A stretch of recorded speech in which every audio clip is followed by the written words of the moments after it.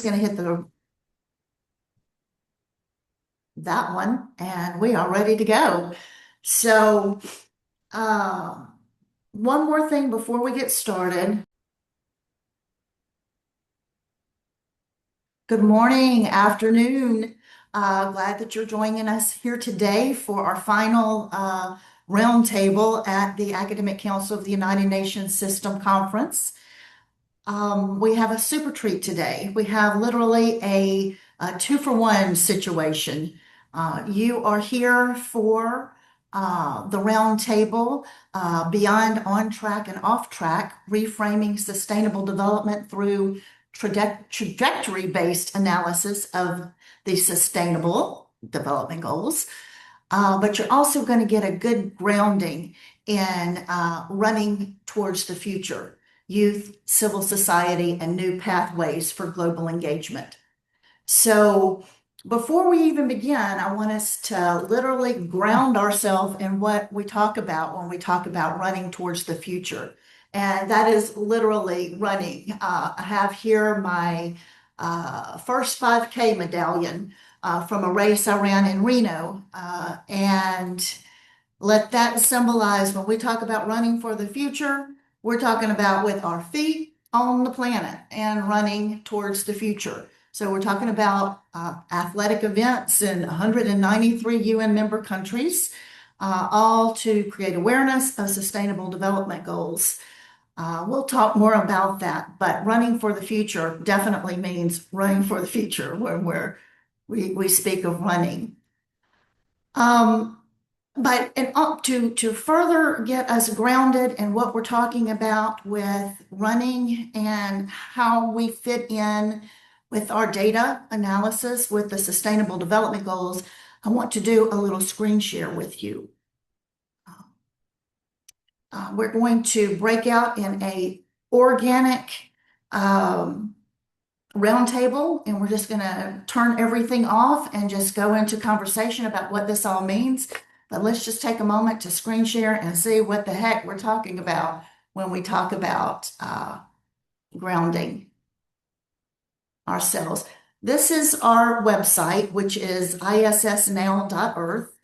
And thanks to Google, Google has been good to us, and we've enjoyed being a Google for nonprofit. And our website has served us well. And we have organized our global race for sustainability, those 5Ks, 10Ks, full half marathons, family fun runs in 193 UN member countries through this site and through the help of some third-party race platforms. But now, in the age of emerging technologies, etc., this is now what our legacy site looks like. We are not just a website. We're not just a platform. We're a whole ecosystem with multiple, lots of architecture out there that we've built on. We have an internship program that we've had for 4 years now, although our organization has started in 1998. So we've been around for quite some time. We are a nonprofit organization, a 501c3 NGO, if you will. Currently, we have 187 active interns in our internship program this summer cohort from 126 different universities.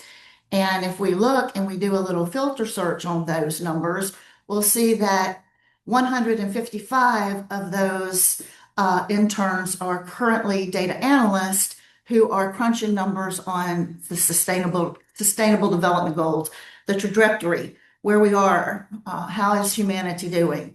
So you definitely want to keep an eye on what's happening with this group. Our research is designed in 4 cohorts. So we've had our first cohort last semester, excellent baseline. And now we're on our second cohort, and we have 2 more to go. 4 semesters basically. We're 2 semesters in, 2 semesters more to go. our research thesis, how we're all moving together in a group, so to say. Our research thesis is while headline Sustainable Development Goal reporting focuses on whether targets will be fully achieved by 2030, a trajectory-based analysis of SDG indicator data reveals that humanity has made substantial progress, measurable progress, accelerating progress across all 17 Sustainable Development Goals since 2015. Progress that is systematically underrepresented in binary on-track, off-track measurements. The ISS research program exists to surface, document, and communicate this progress to the world. So we're looking at things every day, and we're looking at the indicators, and we're hoping to look at things in a different way and report back to you all what we find out. Another of our platforms is literally the Global Race for Sustainability that seeks to create awareness of sustainable development goals and involve participants in all 193 UN member countries. So just want to call that attention to you at the end. I'm sure we'll put the race site into, or the race platform into the chat so that you can join the race as well. And with that grounding, I want to stop screen share and let's just jump right on into our roundtable.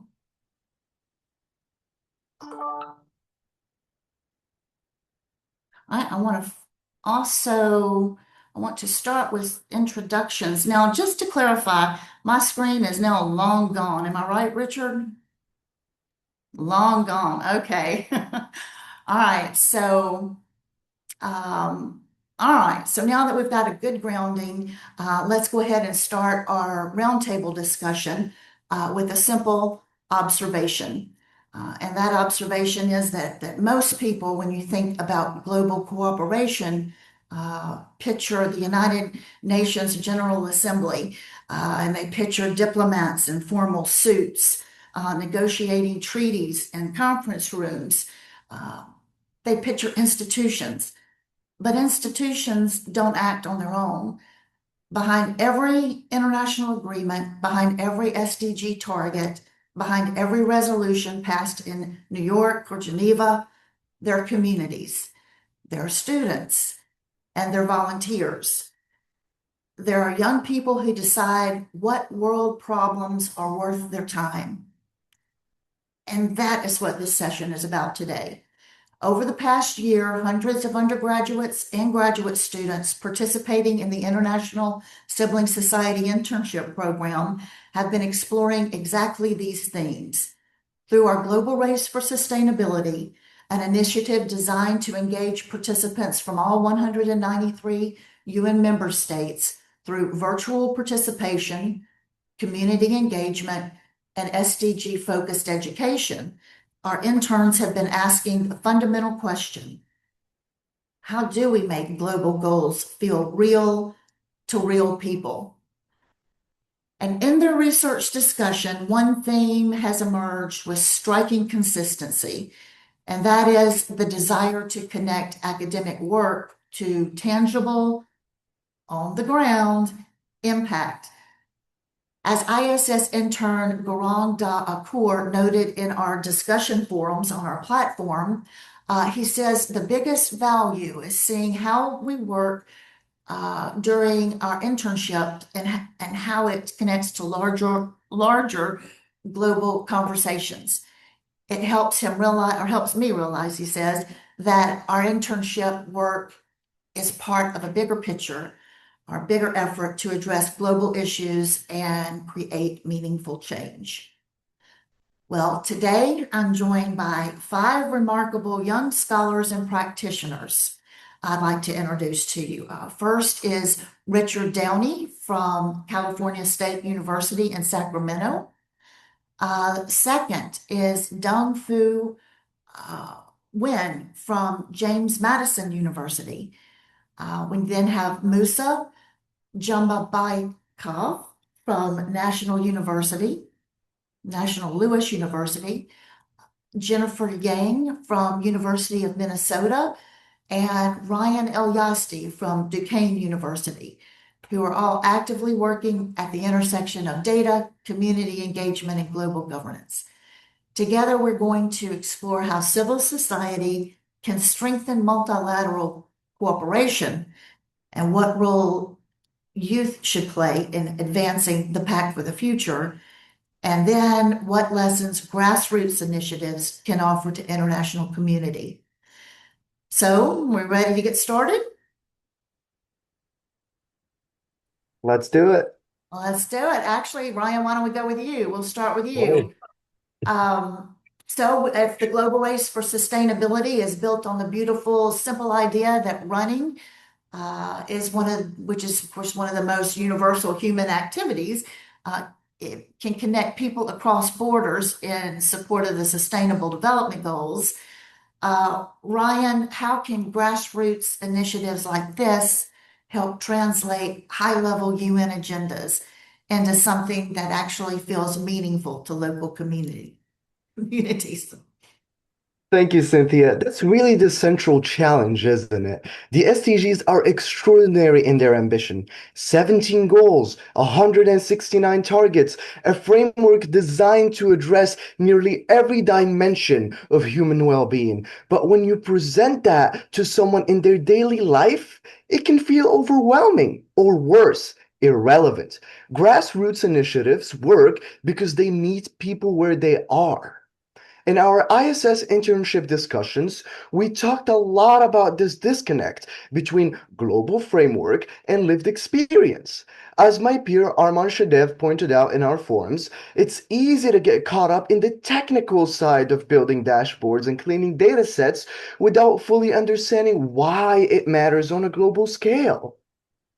That observation applies far beyond data work. It applies to anyone who has ever looked at a UN document and wondered what it has to do with their neighborhood, their school, their family. The global race for sustainability answers that question with action. When someone laces up their shoes and runs for SDG 3, good health and well-being, or SDG 13, climate action, they are not just reading a policy brief. They are physically participating in a global movement. They are making a personal commitment. They are connecting their body, their community, and their values to a shared global agenda. That is how you make the abstract tangible. Well put, well put. Well, Richard, I want to build on what Ryan just said. Let's move into talking about civil society, uh, organizations like ours, NGOs. So civil society organizations like ISS operate very differently from intergovernmental institutions. They can move faster, experiment more freely, and reach communities that formal institutions just simply miss. So, Richard, how do you see civil society organizations functioning as laboratories for innovation in global governance? Well, thank you, Cynthia. So I think that's a really great way to frame it, like an analogy. That's that's the way I would try to see it too. It's the way it works is it's kind of like laboratories for innovation. So large multilateral institutions, they're built for stability and consensus, and while there is a lot of value in that, that's good. But it also means that they move slowly and they're often cautious about trying new approaches before there is broad agreement. Uh, on the other hand, though, civil society doesn't really have that constraint. So what that means is we can pilot new models of engagement, test them in real communities, learn from what doesn't work, and refine what does. So in our ISS forums, we have discussed this dynamic extensively. And as my colleague Xander Junko noted, the real need here is to understand how technical expertise can be translated into practical solutions that support sustainable development international cooperation and effective governance. And with that, that translation work from technical knowledge to practical community impact is exactly what civil society does best. We figure out what works at the local level, and during the entire process, we document anything that happens or anything unexpected we encounter, and then those lessons can inform broader multilateral strategies for future stages. Uh, the perfect example with that is the global race. It started as an idea. What if we used running to build SDG awareness across every UN member state? So that is the kind of idea that would take years to navigate through a formal institutional process. But as a civil society initiative, we could simply build it, launch it, and learn from the entire process and results. That agility is one of civil society's most valuable contributions to global governance. It is essentially about how we can immediately test run methods of global governance engagement. And that's exactly what we're doing, Richard, is building, launching, and learning from the whole process. So, well, Richard, you did mention building and launching, and that brings us directly into the role of technology. The global race for sustainability is fundamentally a digital initiative. It relies on platforms, connectivity, and virtual participation to reach communities around the world. Well, Dong, how can digital platforms be used to build more inclusive approaches to global cooperation? And what does that look like in practice? Um, Thank you, Cynthia. So I think the most important thing to recognize is that digital platforms have fundamentally changed who gets to participate in global conversations. So for most of history, meaningful participation in international affairs required such resources like the ability to travel, to attend conferences like what we're doing right now, to publish in academic journals, to navigate formal institutional channels, and that meant that participation was concentrated among people and communities who had already access to those resources. Digital platform breaks that open. So during our ISS discussions, many interns highlighted this potential. As intern Lian Kwang Zuli noted in our forums, the key question is about access, usage, and affordability across numerous countries and regions. So when we build a virtual race platform that anyone with a smartphone can join, we are not just creating a fitness event, we are creating a participation infrastructure. And we're saying that your voice matters, your community matters, and you don't need to be in New York or Vietnam to be a part of this conversation. So I believe there's like a new kind of multilateralism, one that is rooted in peer-to-peer connection, in shared action in digital community, rather than just exclusively state-in-state diplomacy. Right. Thank you for that, Dong. Many telling points. Well, let's shift now over to Musa. Musa, I want to push on this a little bit. Um, because while digital platforms open doors, they also carry risks. So not everyone has reliable internet access, and not every community is equally represented in digital spaces. So how do we ensure that the promise of digital inclusion doesn't become another form of exclusion? Thank you, Cynthia. And that is exactly the right question to ask.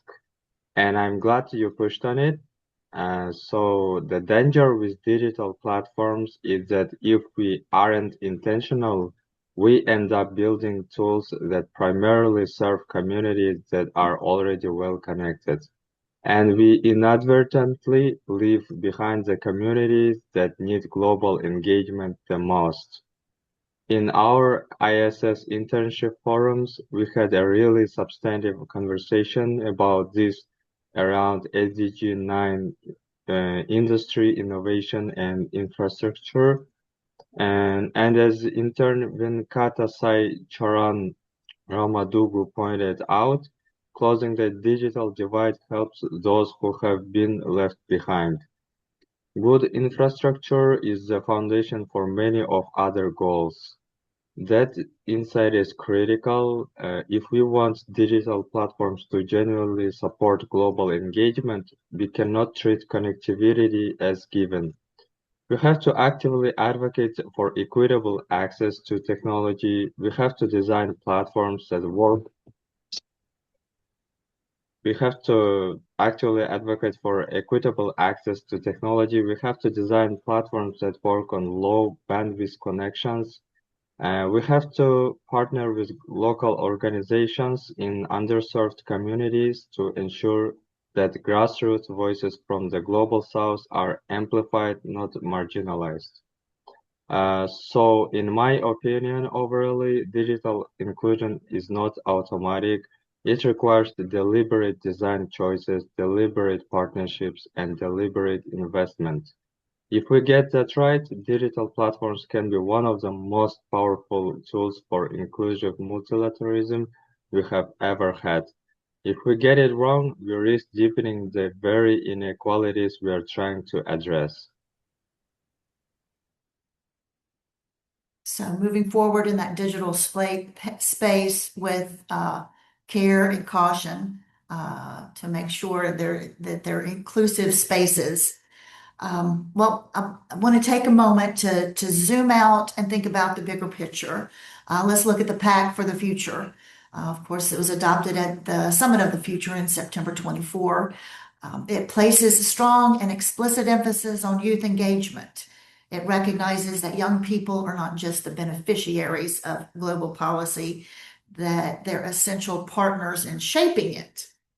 So, Jennifer, based on your experience and discussions that you've had with your peers on the International Sibling Society internship program platforms, what unique perspective do young people bring to multilateral cooperation and more established institutions and voices sometimes miss? What can the digital platforms do that traditional routes fall short? Thank you, Cynthia. I actually think about this a lot. So young people, I think, bring two things that are genuinely difficult to replicate. The first one is urgency. We're the ones who will live with the consequences of today's decisions for the longest time. When we talk about climate change or digital governance or economic inequality, we're not speaking abstractly about future generations. We're speaking about our own lives, our own careers, and our own communities. That creates a different kind of investment in getting these decisions right. The second is a different relationship with tools and technology. In our ISS discussions, we frequently talked about how our generation approaches problem solving. As intern Isabel Berkowitz stated in our forums, we're young and at the forefront of everything changing. Our generation is so incredibly talented, and it has been very cool to see what amazing things we've done using data science and machine learning to draw valuable and real insights. And that is not a boast, it's an observation about the moment that we're in. The tools available to young researchers and practitioners today are extraordinary. And young people are often the most fluent users of these tools. That fluency combined with our urgency means that youth doesn't just want to sit at the table to listen. We want to bring our skills, our data, and our innovate approaches to actively help solve these problems. The Pact for the Future recognizes that now institutions need to follow through on that recognition. Thank you, Jennifer. Thank you. Well, Ryan, circling back to you, Jennifer just described what youth bring to the table, but there's a gap between recognizing youth contributions and actually integrating youth into decision making. How can traditional institutions move beyond symbolic youth engagement towards something more substantial? Cynthia, this is something I feel very strongly about. Symbolic youth engagement, inviting a young person to speak at a conference or including a youth representative on a panel, is better than nothing. But it is not enough. It can actually be counterproductive if it creates the impression that youth voices are being heard when the underlying decision-making structures haven't changed at all. What real integration looks like is treating youth-generated data and grassroots findings as legitimate inputs into policy processes. It means creating a formal channels for civil society and youth organizations to contribute research, not just testimony. As my peer Abdullah Kebe asked directly in our ISS forums, we need to figure out what reforms to the United Nations system would help better integrate research findings into decision-making processes. The question deserves a real answer, not a ceremonial one. When initiatives like the Global Race generates data on community engagement, SDG awareness, and participation across 193 countries, that data should be valued by policymakers as a legitimate indicator of global progress. It is not anecdotal, it is evidence, and institutions that are serious about youth engagement need to treat it that way. Well said, well said. And I know that people that are listening here in the audience, the conference participants, I know they're going to have some questions for you, Ryan, and the others. So we definitely want to open that up, and I look forward to hearing everybody justify what some of the questions that are going to be coming your way. But I do want us to move forward for a bit now that we've grounded our discussion in literally grounding our feet to the planet as we talk about how we're going about using our digital spaces and what impact the youth voices have on decision making. Let's take a closer look into the data itself. Okay, what are all of these data analysts up to? What are they finding out? So I want to call others to the roundtable discussion. We're going to, let's see, I want to introduce, well, actually, before we completely move out, Dong, I want you to just come on into this discussion as well. So Dong Fu Nguyen from James Madison University, I want to bring you in on this conversation about data. So also adding to it is one of our mentors in the program at Rohan Mohan from ISS, International Sibling Society. Also mentor Natalie Maduka from the International Sibling Society. In addition, let's bring in Chung Hao Wu from Carnegie Mellon and Anne Mary Shibu from the University of Arizona. So we're delighted that all of you are here, and we're going to explore this particular question.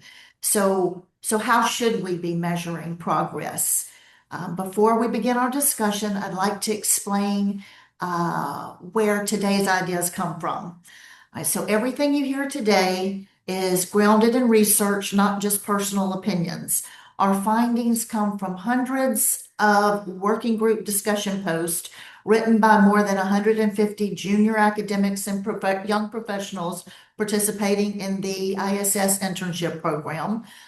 Most of the interns are data analysts, as we looked before, and their primary responsibility was and remains to analyze United Nations SDG data to help answer an important question.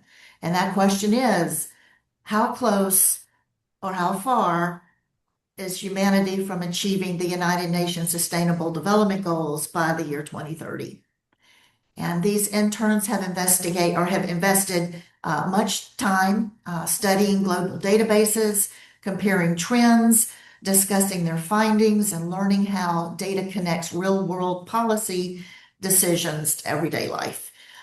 Their discussions became a rich source of qualitative research that helped us shape today's conversation.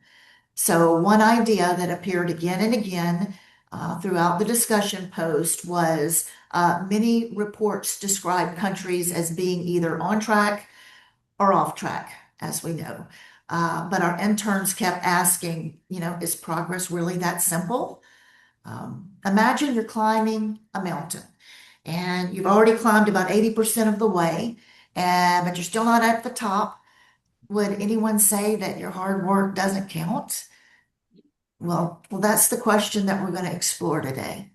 Rather than asking only whether countries reach every target by 2030, perhaps we should also ask whether they're moving in the right direction and how quickly they're improving. And that's where we're going to begin.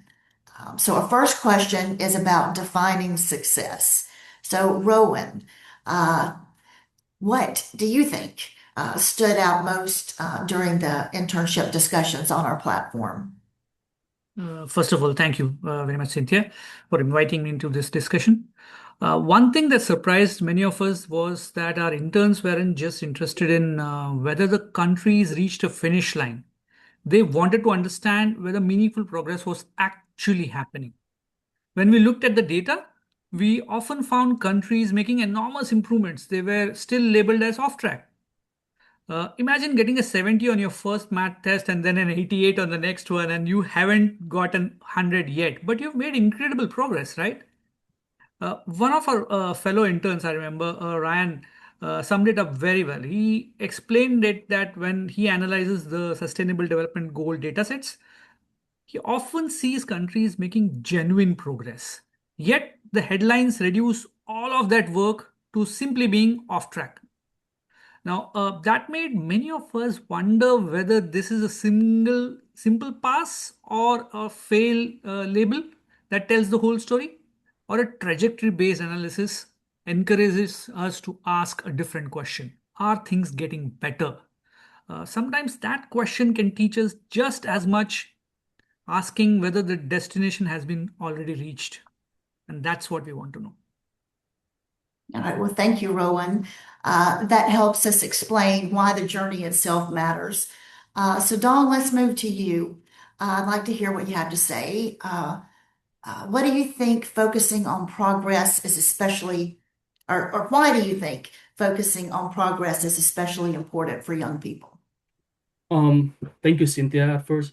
So I think young people naturally understand the big goals take time.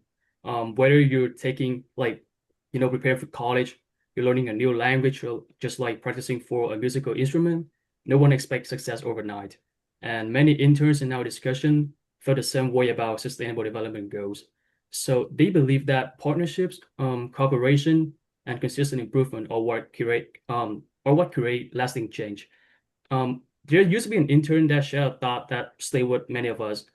He said that showing progress alongside remaining challenges creates a more balanced conversation. And I totally agree with that. If young people only hear that everything is failing, they may wonder why they should stay involved. But if can clearly see what today's work is creating tomorrow's progress, it become more inspired to contributing. And progress gives people hope. Thank you, Dawn. That's a wonderful transition to our next topic because how we communicate progress also shapes how people think about international cooperation. Natalie, I'd love to hear your thoughts. Are you with us, Natalie? Yes, I am. There she is. Perfect. Okay. I absolutely think, well, actually, you tell us, you just start with your thoughts, Natalie. What is your takeaway at this moment in our roundtable? Oh, thank you. Thank you, Cynthia. Many interns actually, just like I and yourself, believe that communication really matters, and it surely does. And they told us that before joining the ISS internship program, they mostly saw charts, numbers, and statistics. But through the working groups, they began connecting those numbers to real people and real communities. One intern specifically, I remember Angela Liu, explained that data analysts sometimes spend so much time looking at data sets that it's easy to forget that there are people behind the numbers. So when we understand the stories behind the statistics, everything actually changes. If people constantly hear that the goals are failing, then they begin believing that international cooperation actually doesn't work. Yet, when we study long-term data, we often discover enormous improvements that happen because governments, universities, nonprofits, researchers, businesses, and communities have worked together. They've worked together really hard. So that's a much richer and more accurate way to present the story. Thank you, Natalie. I tell you, let's move next. Shall we go back to Rowan? Or I tell you what, let's stay with Dong. So Dong, I think young people naturally understand that big goals take time. Whether you're learning a language, practicing a musical instrument, or preparing for college, no one expects success overnight. Many interns in our discussions felt the same way about the Sustainable Development Goals. They believe that partnerships, cooperation, and consistent movements are what create lasting change. One more intern named Musa, who we should bring into this conversation, has shared thoughts that stayed with many of us. Musa, here with us today, has said that showing progress alone remaining challenges creates more balanced conversation. And I think we'd all agree with that. If young people only hear that everything is failing, they may wonder why they should stay involved. But if they can clearly see that today's work is creating tomorrow's progress, they become inspired to keep contributing. So progress does give people hope. And I tell you, this just takes us to the great transition. We could even go back to Natalie if we want. Natalie,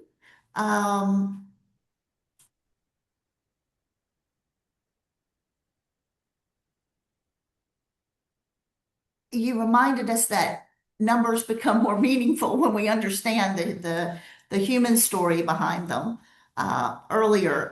Do you have, yeah, I just keep bouncing around. How about going to Chung Hao? How's that? Let's do that. So Chung Hao, how do you think trajectory-based reporting could influence public trust?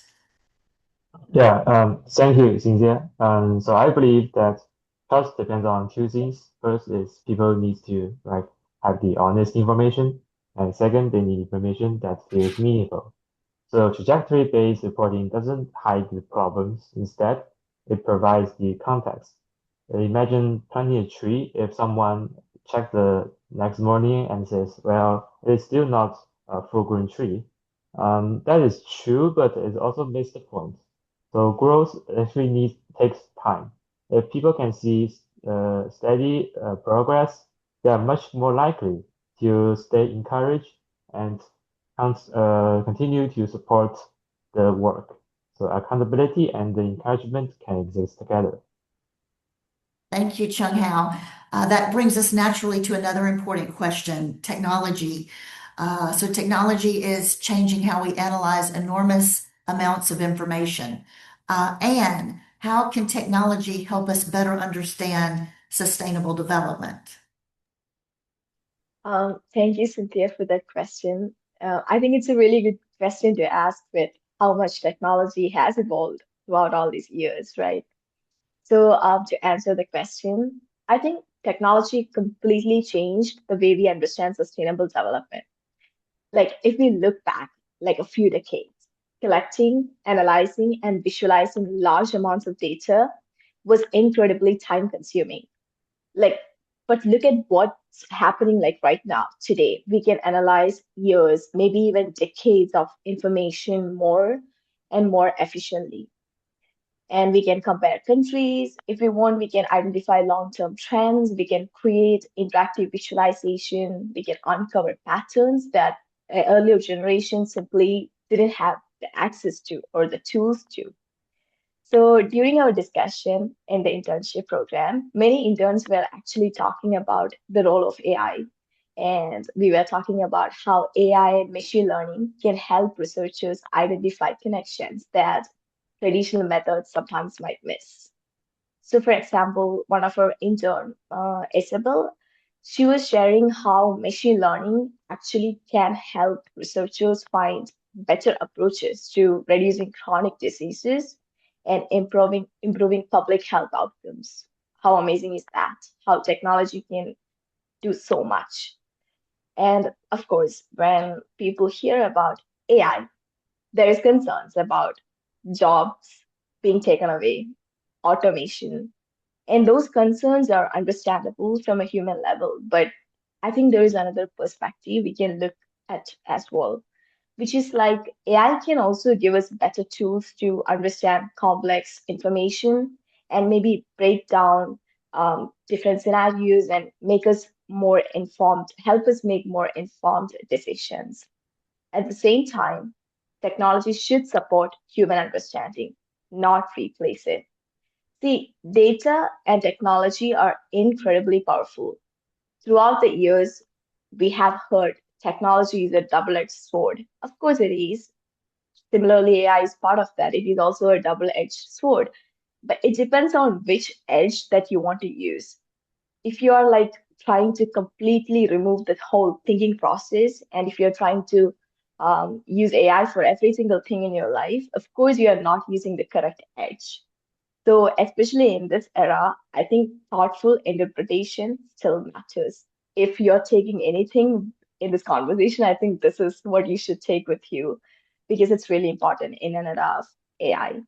And I think that's really a balance we should aim for, using technology not just to collect more data, but to understand our world more clearly and make better decisions for our future.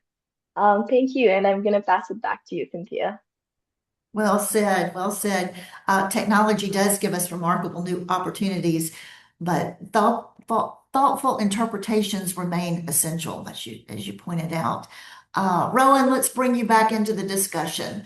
You and other ISS mentors spent much time exploring newer AI technologies and platforms with interns in our program. How do you think AI and advanced analytics will change the future of Sustainable Development Goal reporting? Thank you again, Cynthia. I think the biggest change is that we will stop asking only one question. Did this country reach the goal or not? Instead, we can ask several better questions. How quickly is the country improving? Which ideas seem to be working the best? Which particular regions are making the fastest progress? Which successful strategies could other countries learn from? These are questions which tell a much richer story. Instead of looking at only the final score, we are beginning to understand the entire game now. And that's exactly what evidence-based policymaking should be. And that's what I believe. Thank you, Rowan. Our conversation has focused on data, but ultimately these discussions are about people. So let's turn now to the role of young researchers. Dong, moving back to you, why do you think so many students are interested in connecting research with action? Thank you, Cynthia. I believe that like research is nothing without action. So one thing our working groups show very clearly is that today's students like they don't think in separate boxes anymore. When they study health, they also think about education, or like when they study technology, they think about ethics. When they study poverty, they also think about opportunity. And the SDG encourage this kind of system thinking. Our discussions show that young researchers understand that solving global problems requires collaboration among many different fields, and no one solves these challenges alone. Well, thank you for that, Dong. That leads perfectly to our final panel question. And Natalie, circling back to you, what unique strengths do young people bring to international cooperation? Well, thank you, Cynthia, for that question. I think young people bring two important strengths. The first one is young people bring new analytical tools, like we've heard from the previous panelists. Second, young people also bring new ways of telling stories. So many young researchers are very, very comfortable using artificial intelligence, machine learning, dashboards, maps, and interactive visualizations, which is a plus for us. So additionally, these tools also help us understand large amounts of information much faster. But we must remember that data alone isn't enough. Behind every number is a person. Behind every statistic is a family, a community, or a child whose life has changed. So storytelling helps us connect those numbers to real experiences. One intern, Kayla, described our internship as an opportunity to connect our daily work with larger international goals. So what does that mean? I think in general, that's exactly what young people contribute. They connect data with people and they connect research with actions. And hopefully we inspire others to do the same. Back to you, Cynthia. Thank you, Natalie. You've reminded us that the future of sustainable development depends not only on better data, but also better communication. We do want to kind of bring all of these discussions to a nice resting point. And before we kind of tap off into questions, so just like in the spirit of a final round, let's conclude by asking each panelist one final question. And that is in one sentence, what is the single most important idea you'd like everyone to remember today? What takeaway do you want to leave with those listening? Let's start with Chung Hao Wu. Yeah, so I would say progress deserves to be measured, not just the finish line. Thank you, Chung Hao. Anne, what about you? I would say good data should serve as a compass for where we need to go and a reminder of how far we have come. Okay. Natalie, what about you? On my part, I would say we can be honest about challenges while still celebrating meaningful progress. Okay, well said. Dong Fu, Wen, what about you? My takeaway will be partnerships help create progress even when the journey isn't finished. Great reflections. And Rowan, let's close with your remarks. Okay, this is something which I have taken as a take-home message, and I hope it sticks with the audience as well. It is that the direction we are moving may be just as important as the destination we are trying to reach. Yes. Direction, trajectory-based data. All right, well, thanks to all our panelists and the audience, and of course, ACUNS, especially for, and especially the more than 150 International Sibling Society interns who thoughtfully provided all the data for this through their working group discussions that made today's conversation possible. So their discussions reminded us that data is much more than numbers on a spreadsheet. It represents real people, real communities, and real opportunities to improve lives. Their work also reminds us that measuring progress is more than deciding whether humanity is simply on track or off track. Perhaps the better question is this: are we moving in the right direction? Just as Rowan was just capping off for us. If the answer is yes, then our responsibility is to learn from that progress, build stronger partnerships, improve our policies, and keep moving forward together. So I want to thank you very much for participating on the roundtable and in the conversation. And we want to further that conversation and open up for questions. Do we have any questions from anyone?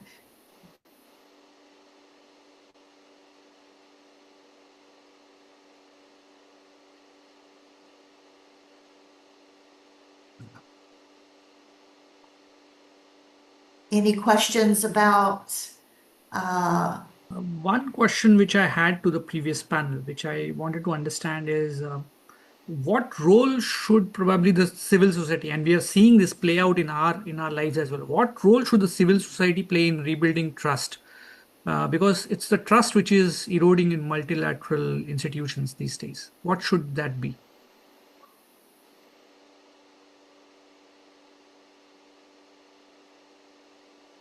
I could go ahead and try to answer that question for you.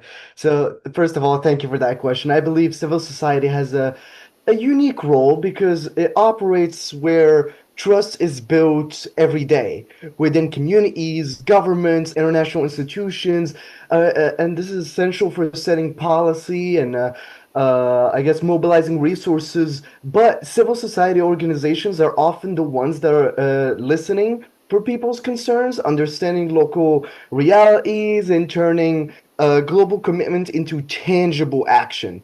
Trust is built where people see their voices matter and that their participation leads to real change.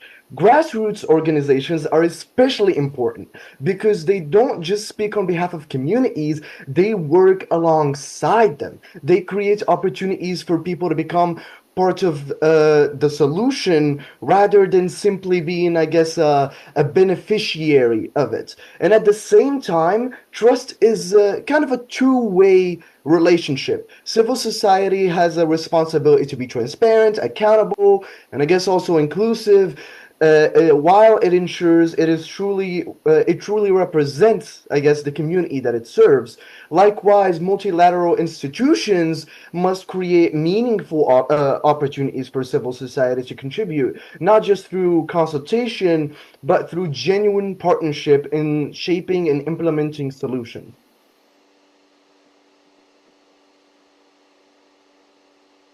Thank you, I hope that Ryan. answers your question. Thank you. Thank you. Good answer. Right.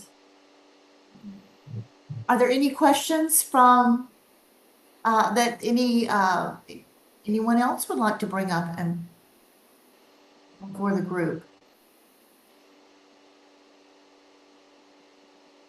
I guess I could ask a question for our second panel here.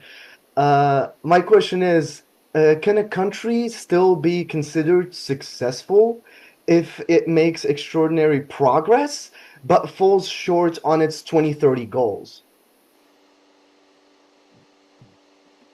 It's a brilliant question, and I think I should shed some light on it. We were doing this analysis from a perspective, and I can cite an example from my own home country in Kerala. During the COVID wave, it was one state of the country which was discovering more cases, and it was getting labeled as the state which has the worst problem. Actually, it had the best healthcare mechanism, and hence it was discovering the problem at the initial stages itself, and hence it was treating the problem well.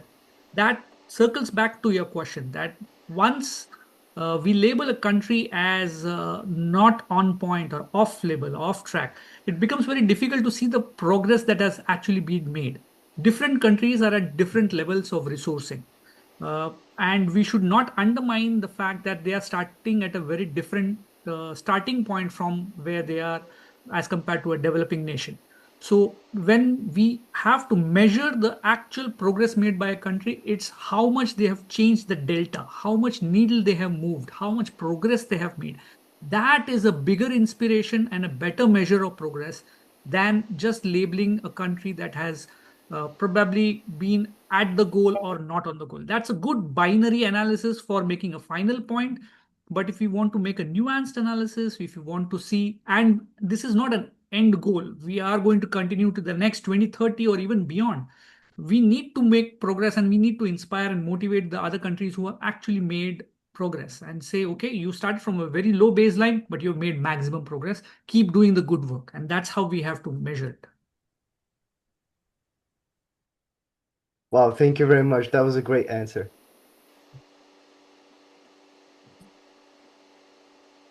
I'll just bring our attention to the time. We have plenty more time for some questions and just open dialogue about all the topics that we discussed. So feel free to just interrupt in conversation. We'll just have this as an open roundtable with everyone in the room. So feel free to just chime in. You're welcome to come off mic and add to the conversation. And just as a little toss up and adding to the conversation, which is we have approximately 30 more minutes left, then I would simply want to know what your experiences are in the program, in the internship, the data analytics internship, where you're crunching the numbers on UN data targets in relation to the year 2030 finish line. What questions and what inputs, not questions, but what is your personal reflections on those? And that would be for anyone in the internship program. What's your experience has been crunching the data? Hi, Cynthia. So when I was working with the data, something that I noticed was what we discussed throughout this conversation, which is, of course, there is so much progress. But I was looking into the lens of how much far we have, what are the problems that we are still continuing to face, and things like that, rather than thinking how much we have improved so much. So hearing all these conversations made me understand that we have to change our perspective a little bit to see how much progress we have made. And I feel like statistics is a really amazing way of presenting a person's or like an entire story. For example, like uh, when we crunch these numbers, this whole big raw data into just one proportion of like this much percentage has improved, this much. It's just amazing how people can just look at that number and identify, okay, so this is making progress. This is whatever is happening around us, right? So I feel like which was really fascinating for me because um, even with statistics, we can conclude things like a basketball player, what he has been doing for 18 years of his career. We are just saying this is his batting average. Like in just number, we are crunching it all together, which is like really amazing. That's one of the thing that I have noted. Another thing was visualization, basically storytelling, which was amazing because we have all this data. There is so much technical things behind that. But of course, when we want to help people, it's always about storytelling. It's always taking people's story and conveying it to other people to understand what they are going through, what is happening in a particular country, in a particular state, maybe even in a particular region in that state. Because whenever we compare countries, what happens is we just see the whole, just like the luxurious part of it. We don't see the people who are struggling. They might be left behind these data, behind these numbers. So that was also amazing how we can shine light upon those kinds of things as well. Yeah, that's what my insights are. Thank you. You mentioned storytelling and that being a large part of the data. What kind of story did your data tell? In my particular case, uh, I was working with the data on SDG 5 in a in my home state, which was Kerala in India.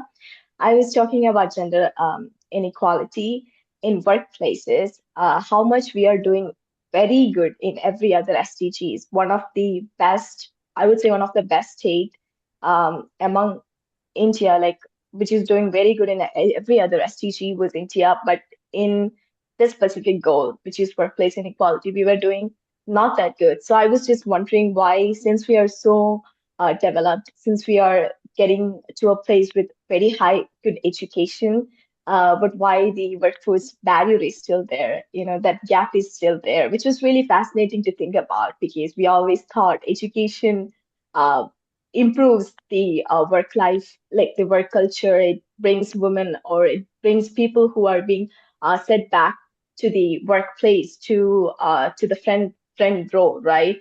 But in my research, it just showed the opposite. It the education really didn't impact that much with bringing people to the workforce. So I feel like there was much work that was needed to done there, and it always turns back to this fact that causation is not always equal to correlation, meaning two variables we might think, okay, this looks kind of it's going in the same direction, so it might be like this might be causing this, right? But when we look deeper into it, so that's why we should never conclude things by just looking at the data for first time. We should like really look through it. We should really research it more. So yeah, that's what I worked with, and telling the story really connected with many other women who said that somewhere along the way after graduating and getting into a job market, they lost somewhere in between. It was different factors like marital expectations. Then there were factors like wage gaps and things like that.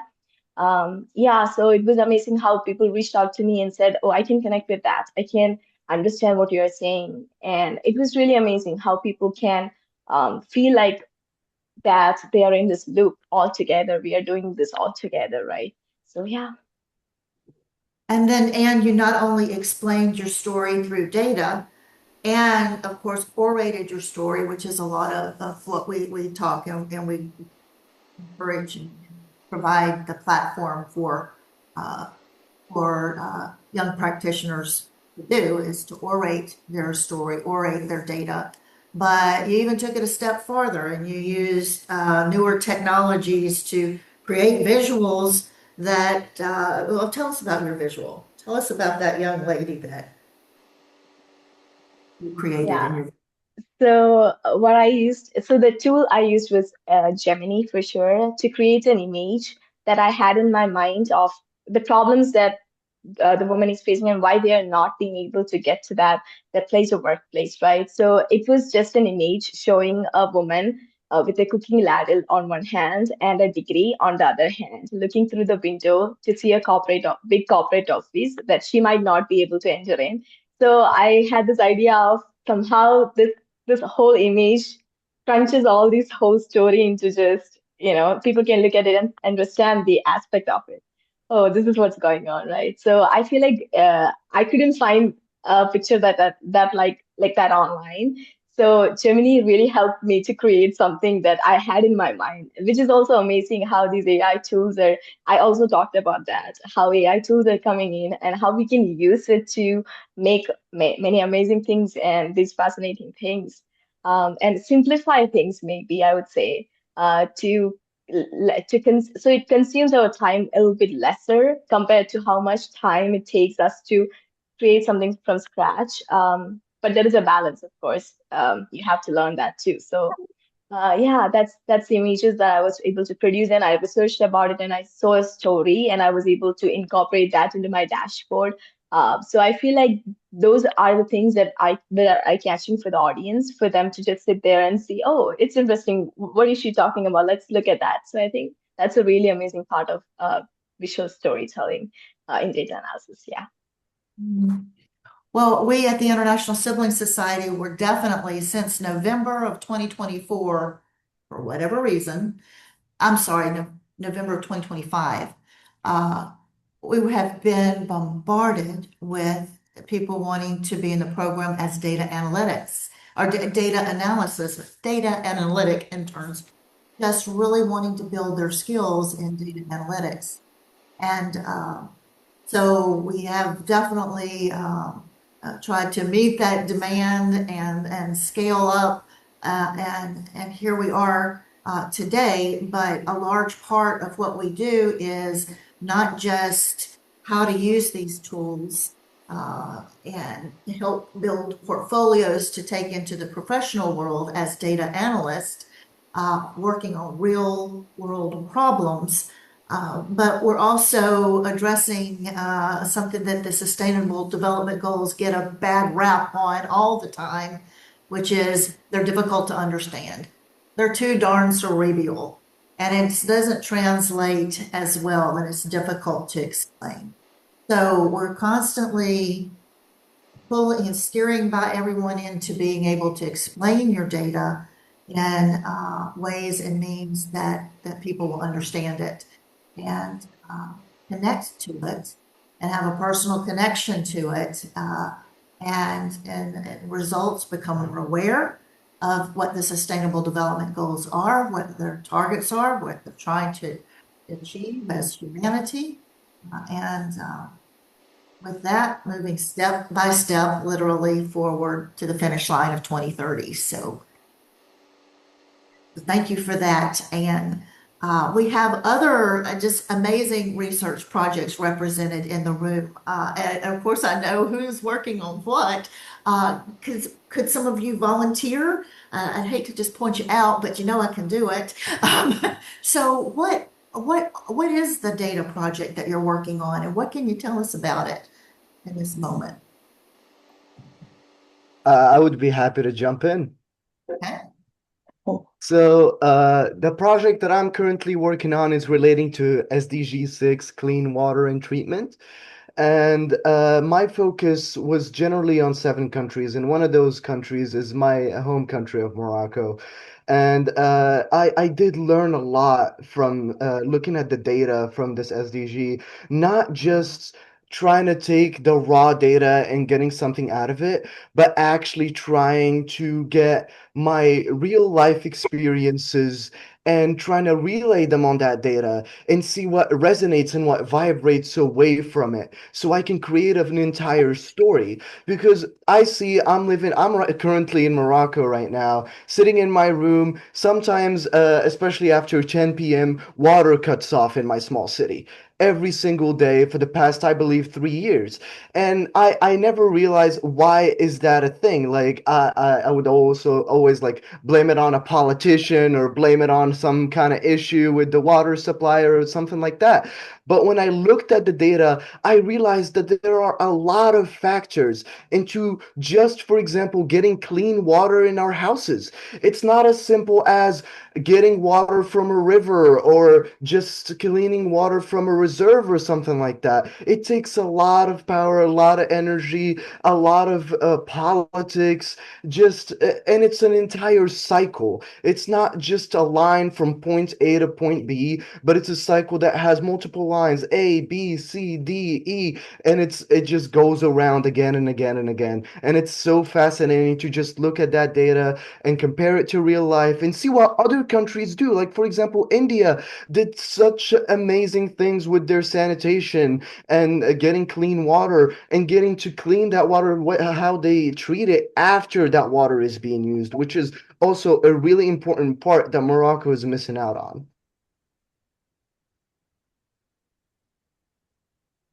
Mhm. And Dong, Chung Hao, Jennifer, I know you guys have got some good projects. I kind of want to nudge Musa a little bit, though. Musa is in data analytics also, but he has gotten the bug of building stuff. All right, and so I know we have we have a lot of data analysts, over 150 as we've looked at, but we have about 15 platform developers. And a lot of our big group of 180 something like to go tinker in the platform development working group. So I know Musa is testing out those waters over there and has proposed some ambitious builds.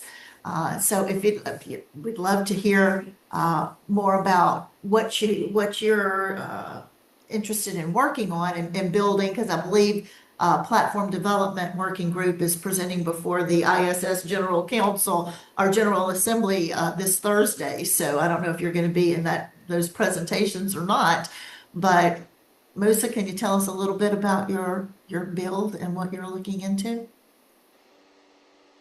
Yes, sure. So outside of this project, I'm also working on, I'm interested in building a data for transportation and logistics analytics. So transportation is something people often don't think about, but it's essential to how our world functions. Everyday goods like food, medicine, and essential supplies are moved across countries, and data plays a huge role in making that process more efficient and reliable. So there are some situations, for example, when the drivers for example, on the road for 12 hours, 16 hours. So if we make a technical improvement with working with the data about this, there might be some reducing risks that something might happen on the road. So I'm working on analyzing transportation data such as delivery performance, road efficiency, fuel consumptions, and operational trends to identify opportunities for improvement. Even small insights can help reduce delays, lower fuel usage, optimize routes, and improve overall efficiency. Those improvements not only benefit businesses, but can also support broader goals like reducing emissions, minimizing waste, and building more sustainable transportation systems. So I'm considered in California rules, for example, they have some systems, they are called CARB systems.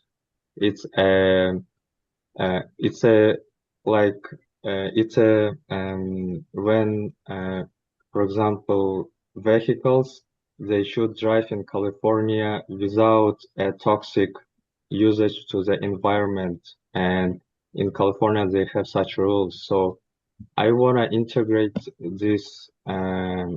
I want to analyze, and maybe in the future I want to help spread out this useful and important rule also to other states. So when, for example, large vehicles are moving, they should not consume environment with bad toxic gas. And so that's what I'm working on. Excellent. Excellent. Very, very, very interesting, ambitious. I'm also thinking, Dawn, correct me if I'm wrong, but haven't you been about to present before the ISS General Assembly like for 2 weeks now? And the list is long and we haven't gotten there yet. Am I right? Yes. What are you working on? What does the Yeah. General Assembly have to look forward to as soon as we can? Well, Before actually, the I have prepared like my presentation like in the last 2 weeks, and seems that we didn't have like enough time for like everyone to present their work. But I know that like everyone like they all want to like present their findings and stuff, and I also have my own stuff. So yeah, well, the SDG that I'm working on is SDG 3. It's about health and like well-being. It's just personally because I just really into like fitness, so I care about like the diet and also like being healthy. So that's why I chose that one. And the one I'm working on specifically is about like tobacco use prevalence across Southeast Asian countries. Because Vietnam, like the country where I'm from, specifically is like one of like the top South like Asian countries that consume like tobacco a lot. But is tobacco like it has like many types. It's just not about like tobacco. Like it got cigarettes as well and like another like a lot of stuff. Um, so yeah, but I'm ready to present like next week if I got a chance to do it. Excellent. We're looking forward to that. Looking forward to that. Rowan, as you work with you have a whole team of data analysts that you're working with, young emerging data analysts. Uh, what what can you tell us about what you're seeing in your group and maybe some growth that you've seen along the way? There are two things. One, individually they are growing, and as a collective, they are learning from each other. So that's one of the best things that whenever a team comes together and they have a single purpose of doing it, they achieve objectives which are better than the sum of the parts. So that's what I've observed. The team is pretty diverse. We have somebody who is from the petroleum engineering background. who brings a perspective of how methane emissions have an impact in his own country, and the soil is sinking and it's going below sea level. That's a very different project from being talking on healthcare access to people who have the resources but not sufficient medicines in many of the countries. So there are multiple projects, and but everybody, when they come and learn on a platform like ISS, one beautiful thing is it provides an opportunity to break barriers and say, let me learn from the other person in terms of his perspective on a different project altogether, a different dimension, a different area of learning. It also brings about a new kind of tool that they have learned. I'm amazed to see that traditionally we are brought up as data analysts on learning Tableau, Power BI, the regular resources, but ISS pushed us towards learning new tools like Julius or Camel AI, and many of the mentors were able to be presenting to these. So it added a lot of dimensionality to the entire process of being able to use AI, which is a current tool. In an academic setup, you will never learn these new tools. So many of these were able to come abreast to the new situations, learning new tools and new areas which they were never exposed to.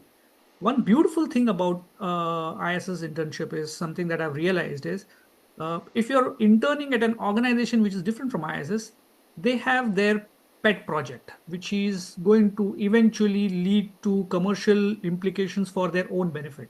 At ISS, the interns get to choose their own projects, which means they work to get work on projects which they are passionate about. That brings a completely different level of involvement because they know these things are important to me as a person, maybe as a group of people who belong to a particular community, a particular nation, and the level of commitment that they bring to the project is phenomenal. They attend meetings which are the discussions are very richer, very nuanced, and the perspectives are very different, yet they collaborate on a project. So that's beautiful that I have observed. In my home country, there's an organization called as Tatas, which is a very old legacy organization which talks about years of legacy and culture. But they have appointed something called as a reverse intern, which means a 26-year-old person is interning the CEO who's 56-year-old. That is something that is my personal experience, that I am getting to reflect upon how youth thinks about how I get to see the other side of things, and what are the capabilities that AI being available to youth, they are going to use it. So that's a phenomenal learning as a personal involvement, as a group. It has been very enriching. Very much so. Jennifer, can you tell us anything about what you're working on? I kind of see you behind the black screen. I don't know if you're completely with us at this moment. Are you there, Jennifer? Yeah. Yes, I am. Can you tell us what your data project and everything, what you're working on with the data and the SDG target? Yes.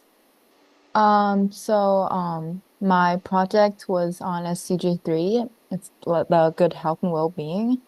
And my project, like the title, is healthcare spending and life expectancy. So like I basically like examined like global health outcomes. Like I used the World Bank data. So I want to know like to what extent is healthcare expenditure associated with like how people can live longer lives. And also looked into like countries that are like did unexpectedly like better than I thought, and like some countries that I thought they have, judging from their like GDP and stuff like that, I thought they're gonna do a really good job, but they actually didn't. So, and I made some visualizations and like did some research on that, and that's what I've been working on. Excellent. Thank you for sharing. Okay, Ching Wu, could you tell us, Ching, what project you're working on? Yes. Yeah, I'm currently working on the analysis of the global threats in the research and development expenditure and their connection to the SDG 9, which is the industry, innovation, and infrastructure. So, um, my research question for this phase is like how do the R&D investment levels and recent threats differ across the countries? So I did a bunch of the analysis about like how these data are different comparing to each country and in different year from the 2090 to 2024. So just jump to the conclusion that so some country do have like a very high cost on the technology and the research, but for the increasement of the investment, not the they are not the same country that they since some country may already invest a lot, so they maybe not keep investing for the research, but some country they just begin to invest, so the amount of money they spend will be a lot from the data. Yeah, so that's basically what I'm working on for this phase. Thank you. Fantastic. And I know that there's two individuals here that have been with us for a long time, were with the baseline group, the first big structured research group, and that's Denise and Richard. So I tell you, let's start with you, Richard. What's your takeaway, or what have you seen since the beginning of your time with us and where we're at now? Oh yeah, so that has been an interesting journey in my opinion. I've seen us kind of just growing a little bit. We were kind of just it's just like a culmination of many things happening at once. Like you get to see the platform develop over time, and then you see new people come in with their new ideas and perspectives on things, and it kind of fleshes out a lot of what we're trying to do. And as you mentioned, we have all these new tools now that we can use that further enhances the processes that we're trying to take on. And the goal, like all this stuff allows us to better tell us the stories and communicate ideas we need to show the world. And I think that it's because of all the work that we've been doing at ISS and seeing how that's been growing over time. It's really leading us to a better position to helping the world reach these SDG goals. Excellent. Denise, do you have something to add to that? What's your reflections been? Yeah, so basically, after joining the ISS back in January, I've seen tremendous growth. However, I've seen that this summer internship has been more collaborative, especially because it's more structured than it was during our spring semester. Because our spring semester only had those Tuesday working groups and then just the general assembly on Thursdays. However, now we get to collaborate with interns and mentors who we have not met. We get to meet new people, hear about their experiences, learn about like the SDGs that are ongoing in their countries and how they're progressing. And I think the major development that we have made that we did not have in the spring is establishing a method of communication. Yeah. Our platform was it's kind of grown with us Yeah. as well. And then Anne, you've been here with us for quite some time, and we do the first semester Anne was let's say the intern that made it to the mic. Okay, so we want to look at the data. We want to share with the world what we found out, but we want to be able to speak it too. And we want to be able to share the message and share what's going on. And so Anne has been an excellent spokesperson for that. And so I will attest to tremendous growth that just with Anne through last semester and how she is has we've seen her grow into an excellent orator, excellent speaker. So anything you want to add to what you've seen in the programs during your time? Yeah, I think they both covered most of the things. And to add, yes, of course, I feel like ISS. So I am new to USA. It's only been like almost 2 years I've been here. So as you know, English is not my mother tongue.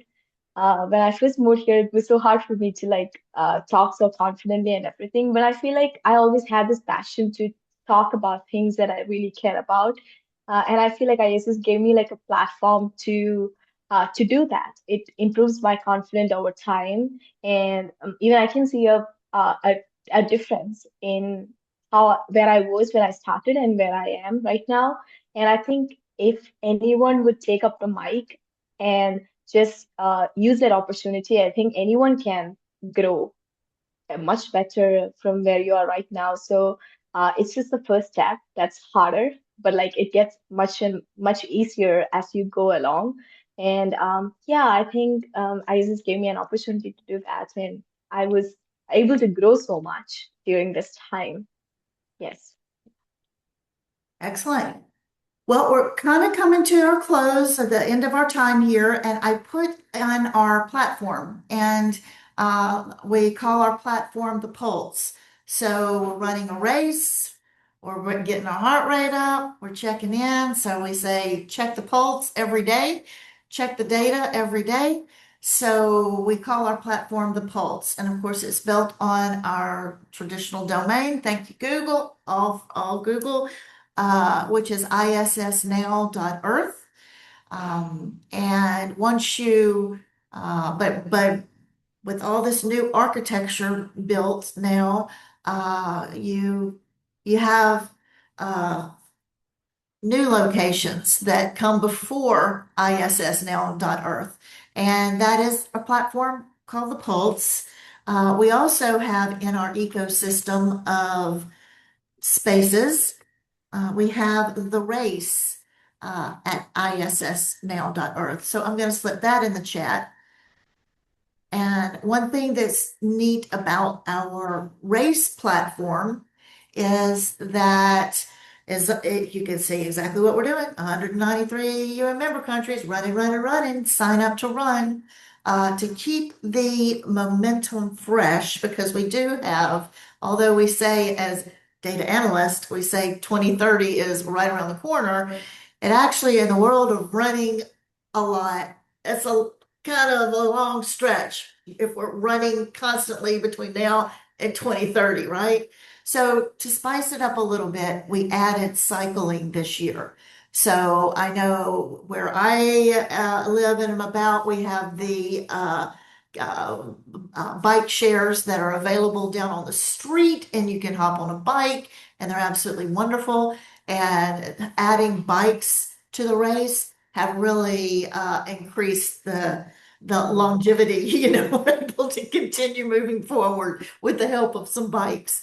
But also we have in our strategic planning, we're adding a new sport every year. So, and that's also, you can look at that on the race and go down and see what the annual, which sport we're adding each year, from swimming next year, bundling it together, triathlon the next, and then bringing on ocean sports in 2029. And then the grand finish line and crescendo there is in the year 2030. We're going to offer up a new sport based on a community vote and community input. So we do encourage you to go to the race, register. We won't know you're participating in the global race for sustainability unless you let us know. So go register for the race, choose your country team. And you can also scroll down that lovely, lovely space and see about in the middle the intern media prep kits. that gets you ready to talk about it and spread the word. So everything we have right there on our platform at race.issnow.org. So we encourage you to go there. Are there any final thoughts before we depart this space, depart the Academic Council of the United Nations System Conference? Any parting words? Cynthia, thank you so much for organizing this so beautifully and also giving us a chance to step up and do this. It's all you behind this. And thank you so much for supporting us through all of this. Thank you. Yeah. And with that, I'll say thanks to the Academic Council of the United Nations System. We enjoy being here very much, and see you all in the future.